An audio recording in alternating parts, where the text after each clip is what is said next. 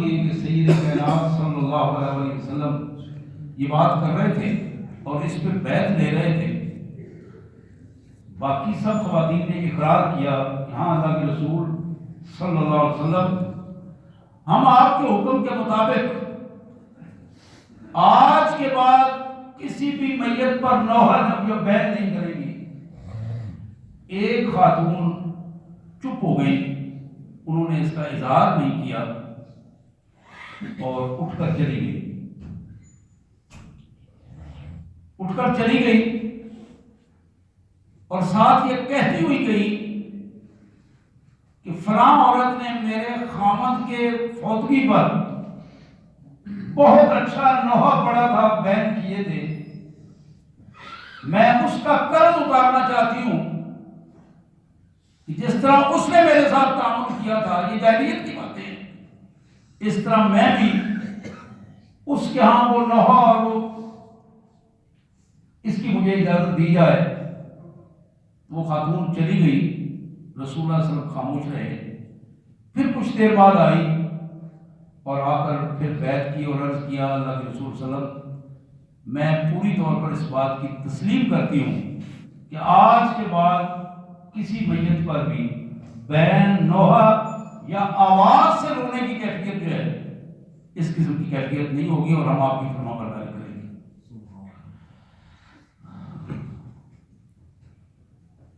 نبی رحمت صلی اللہ علیہ وسلم اس بیعت کی کیفیت کو، اس کی تجدید فرماتے رہتے تھے۔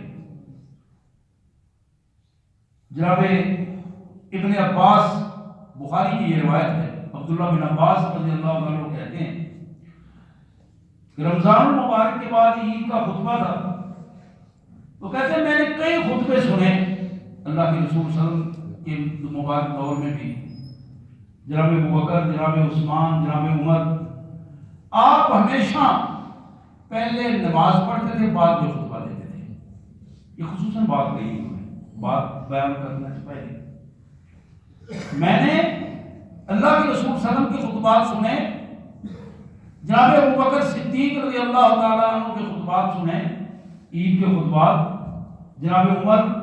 رضی اللہ تعالیٰ عنہ، جناب عثمان غنی رضی اللہ تعالیٰ عنہ، یہ سب پہلے عید کی نماز پڑھتے تھے، بعد میں خطبہ دیا کرتے تھے۔ وہ فرماتے ہیں کہ میں وہ منظر آج بھی میری آنکھوں کے سامنے ہے، عید کا خطبہ دینے کے لیے رسول کائنات صلی اللہ علیہ وسلم کھڑے تھے، آپ خطبہ ارشاد فرما رہے ہیں، پھر آپ نے خطبہ ختم کیا، لوگوں نے آپ کے لیے جگہ بنائی اور آپ ممبر سے نیچے اترے اور آپ نے خواتین کی طرف جانے کا اشارہ کیا، خواتین جہاں بیٹھی ہوئی تھیں آپ وہاں گئے۔ عید کے موقع پر خواتین کو الگ آپ خطبہ دیا کرتے تھے، جناب بلال رضی اللہ عنہ آپ کے ساتھ تھے، وہاں پہنچ کر اللہ کے پیارے رسول صلی اللہ علیہ وسلم نے ارشاد فرمایا، یہ آیت تلاوت کی جن میں یہ 7 شرائط ہیں، اور پھر تجدید بیعت کی عید کے خطبہ کے موقع پر، یہ آیت تلاوت کر کے خواتین کو پھر یاد دلایا کہ تمہارا ایمان اس وقت محفوظ ہے، تمہاری بیعت اللہ کے ساتھ، اللہ کے رسول کے ساتھ اس وقت محفوظ ہے جب تم شرک کی مرتکب نہ ہو، جب تم چوری نہ کرو، جب تم بدکاری، بے حیائی اور زناکاری سے پرہیز کرو گی، اور جب تم اپنی اولادوں کو قتل کرنے سے باز آ جاؤ گی،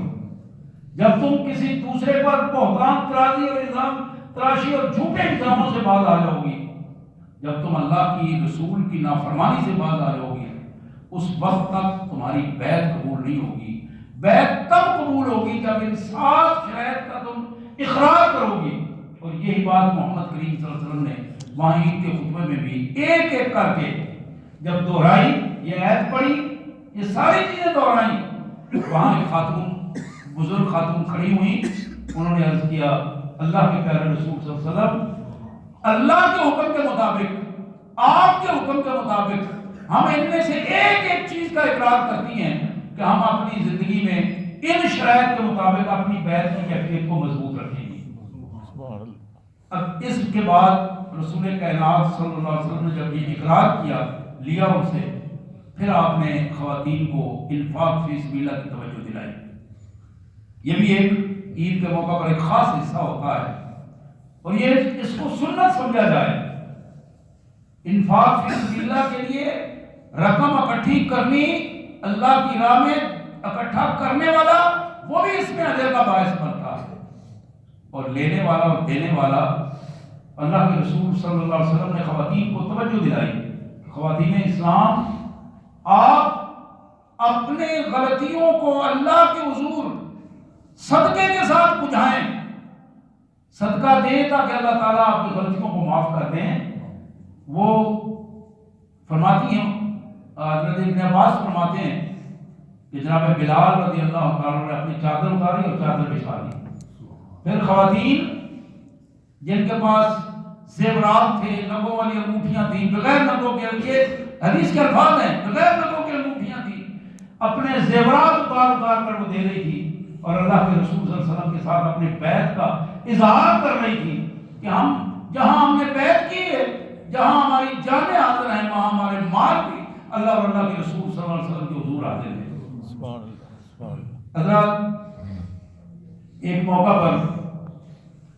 اسی حوالے سے انہی آیات کے پس منظر میں جناب عبداللہ بن عباس رضی اللہ تعالیٰ عنہ جو پہلے مفسر قرآن ہیں، ان سے یہ بات پوچھی گئی. جناب عبداللہ بن عباس رضی اللہ تعالیٰ سے پوچھا گیا، یہ جو الزام تراشی قرآن نے کہی ہے، وَلَا يَأْتِينَ بِبُهْتَانٍ يَفْتَرِينَهُ بَيْنَ أَيْدِيهِنَّ وَأَرْجُلِهِنَّ، اس سے کیا مراد ہے؟ تو جناب ابن عباس نے کہا اس سے مراد یہ ہے کہ کوئی عورت کسی دوسرے کی اولاد کو اپنے خامند کے سر نہ تھوپے. یہ بڑا اذیتناک جملہ ہے. کوئی خاتون کسی دوسرے فرد کی اولاد کو جو بدکاری کی صورت میں اس نے حاصل کی ہے، اس کو اپنے خامند کے ساتھ تھوپ کر جو دوسرے خاندان کا فرد ہے اس کو اس خاندان کا فرد بنا کر اس کے نسب کو مشکوک کرا کے اس ظلم کا مرتکب نہ ہو. اور پھر اسی بات کو نبی رحمت صلی اللہ علیہ وسلم نے یوں ارشاد فرمایا کہ لوگوں، اگر کوئی، بلکہ یہ حضرت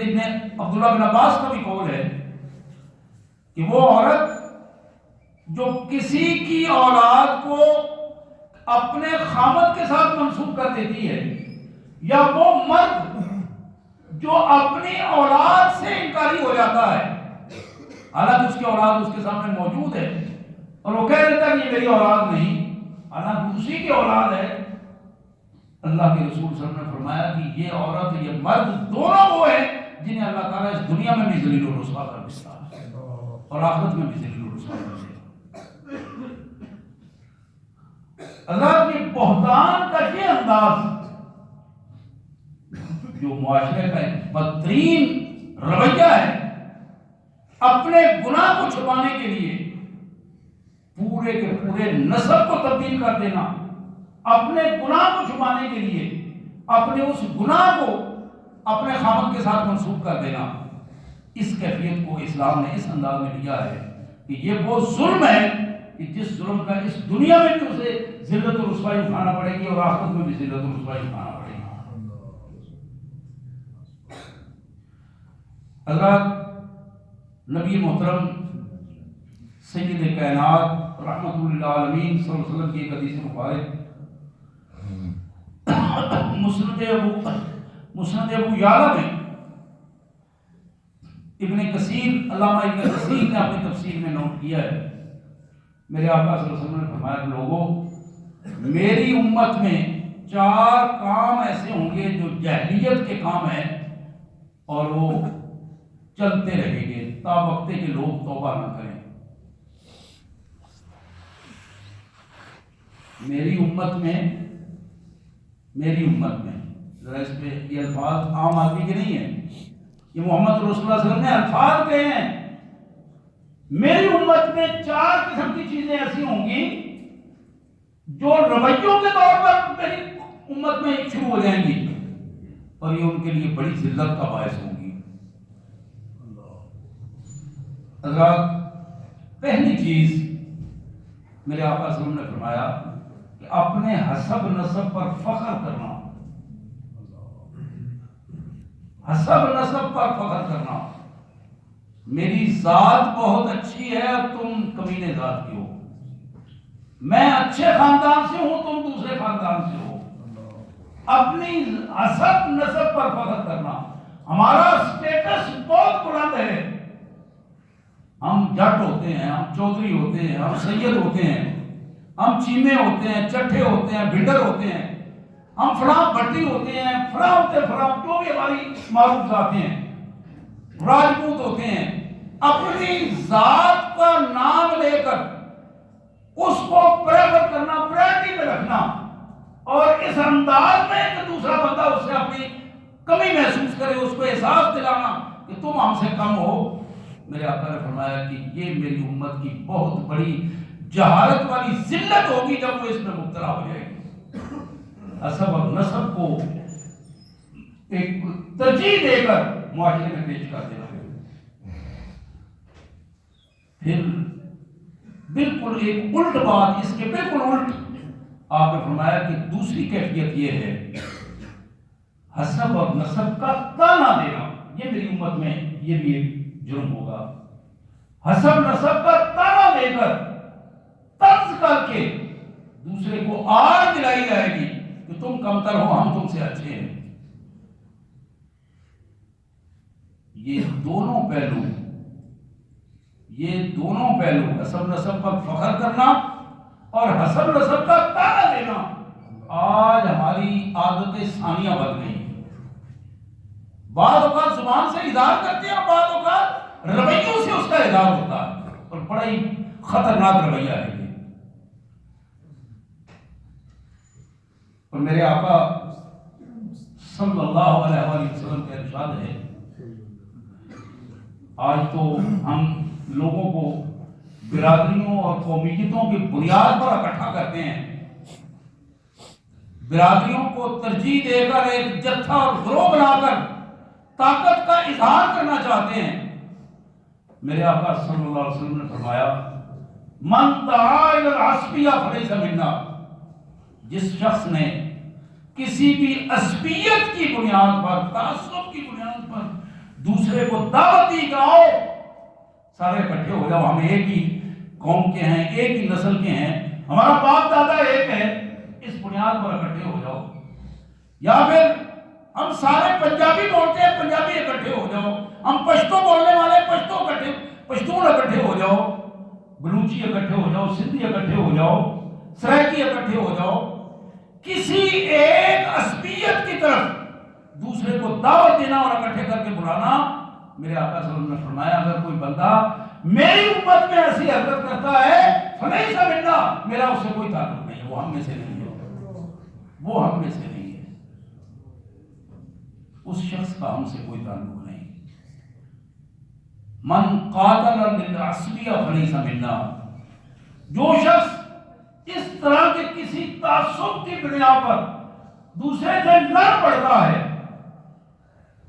زبانی لسانی تعصب ہے، مذہبی تعصب ہے، علاقائی تعصب ہے، ذاتی تعصب ہے، کسی بھی عصبیت کو بنیاد بنا کر دوسرے سے لڑ پڑا ہے، تو میرے آقا صلی اللہ علیہ وسلم نے فرمایا فلیس منا، وہ میری امت میں سے نہیں، ہم میں سے نہیں ہے۔ میرے آقا صلی اللہ علیہ وسلم نے فرمایا من مات علی العصبیہ فلیس منا، جو اس عصبیت کی بنیاد پر اسے لڑتے ہوئے موت آتی ہے۔ آج بدبختی کی بات یہ ہے کہ جو اس عصبیتوں کی بنیاد پر موت آتی ہے، لڑ کے مر جاتے ہیں، آج ہم ان کو شہید کہتے ہیں۔ حضور نے فرمایا وہ شہید نہیں، وہ مردار ہے، اس لیے میری امت سے اس کا کوئی تعلق نہیں۔ شہید وہ ہے جس کا تعلق محمد رسول اللہ صلی اللہ علیہ وسلم سے ہو، اگر محمد رسول اللہ صلی اللہ علیہ وسلم سے تعلق نہیں ہے تو وہ مردار ہے، وہ شہید نہیں ہے، اس کا کوئی شہادت سے تعلق نہیں ہے۔ من دعا الی العصبیہ فلیس منا، جس نے کسی عصبیت کی بنیاد پر دوسرے کو بلایا، عصبیت کی بنیاد پر لڑ پڑا، عصبیت کی بنیاد پر لڑتے ہوئے مر گیا، میرے آقا نے فرمایا فلیس منا، اس کا ہم سے کوئی تعلق نہیں۔ حضرات یہ چار چیزیں جو میں بیان کر رہا تھا، اس میں دو بنیادی چیزیں آپ کے سامنے رکھی۔ تیسری چیز نبی رحمت صلی اللہ علیہ وسلم نے فرمایا میری امت میں یہ جو نجوم پرستی ہے یہ بڑھ جائے گی۔ نجوم پرستی، ستاروں سے بارشیں طلب کرنا، اللہ کی بجائے، مسبب الاسباب کی بجائے اسباب پر نظر رکھنا اور اسباب ہی کو سب کچھ سمجھ لینا۔ پھر آپ نے فرمایا چوتھی بات یہ ہے کہ میت پر نوحہ کرنا، میت پر بیان کرنا۔ میری امت کی خواتین، میری امت کے مرد اپنی میتوں پر آواز سے روئیں گے، آواز نکال، نوحہ کہتے ہیں آواز نکال کر رونے کو، اور پھر اس کے لیے کچھ نہ کچھ کہنے کہلوانے کو۔ یہ بین جسے ہم عام انداز میں کہتے ہیں، خواتین بین کرتی ہیں، اور وہ ایسے دکھ درد تو اپنی جگہ پر، لیکن وہ ایسی رسوم اور رواج کی حیثیت اختیار کر گیا ہے کہ وہ رسم و رواج ایک دوسرے کو، خواتین بیٹھی ہوتی ہیں، اچانک ایک خاتون باہر سے آتی ہے، وہ ادھر سے آ کے رونا شروع کرتی ہے اور پورا گھر جو رونا شروع کر دیتا ہے، اور پورا گھر جو وہ بین اور اس قسم کی اذیت کا ایک ماحول بن جاتا ہے۔ نبی رحمت صلی اللہ علیہ وسلم نے فرمایا میری امت میں یہ چوتھی چیز نوحہ خوانی ہے، میت کے لیے بیان کرنا ہے۔ اور پھر فرمایا کہ خدا کی قسم اگر کوئی عورت، جو میری بہنیں سن رہی ہیں، میں ان کو درخواست کروں گا کہ اپنے خواتین میں یہ بات پہنچائیں ان تک، اور اپنے اپنے گھروں میں ہماری ذمہ داری بھی ہے کہ یہ حدیث پہنچائیں۔ حضور نے فرمایا کہ اگر کوئی خاتون جو نوحہ کرنے والی، بیان کرنے والی، میت پر ہاتھ اٹھا اٹھا کر رونے والی خاتون بغیر توبہ کے مر گئی، تو کل اللہ کے حضور اس کو گندک کا لباس پہنایا جائے گا، اسے گندک کا لباس پہنا کر اس کو جہنم میں پھینکا جائے گا۔ یہ حدیث کے الفاظ ہیں، اس کو کھجلی کی چادر پہنائی جائے گی اور گندک کا لباس پہنا کر اس کو جہنم میں پھینک دیا جائے گا۔ چار چیزیں، یہ آخری بات جو میں بتا رہا تھا آپ کو، چار چیزیں: حسب نسب پر فخر کرنا، حسب نسب کا تانا دینا، اور نجوم پرستی، ستاروں کے حوالے سے اپنی قسمتیں معلوم کرنا اور اپنے معاملات کو ستاروں سے اٹیچ کر دینا، اور پھر اپنی میتوں پر نوحہ خوانی کرنا اور بیان کرنا۔ حضرات آج کی پوری گفتگو جو سورہ ممتحنہ کی آخری دو آیات کے حوالے سے تھی، اس گفتگو میں خواتین کی بیعت جو مسنون بیعت ہے رسول اللہ صلی اللہ علیہ وسلم کے حوالے سے تھی، اس حوالے سے بات ہو رہی تھی۔ چند حدیث کے پس منظر میں اگر اللہ نے موقع دیا تو انشاءاللہ اگلی دفعہ ہم بیعت کی پورے طریقہ کار جو مسنون ہے اس پہ بات کریں گے کہ بیعت کیا چیز ہے، یہ اس کی اہمیت کیا ہے، طریقہ کیا ہے، اور بیعت اسلام میں اس کا کیا رائج کس انداز میں ہوئی اور جہالت کے طریقہ کار کیا ہے۔ اللہ سے دعا ہے اللہ تبارک و تعالیٰ ہمیں جہالت سے پناہ دے اور اپنے پیارے رسول صلی اللہ علیہ وسلم کا سچا امتی بنائے اور سنت کے مطابق زندگی گزارنے کی توفیق عطا فرمائے، اور ہماری آخرت اپنے پیارے آقا، پیارے رسول، پیارے قائد محمد کریم صلی اللہ علیہ وسلم کے ساتھ فرمائے۔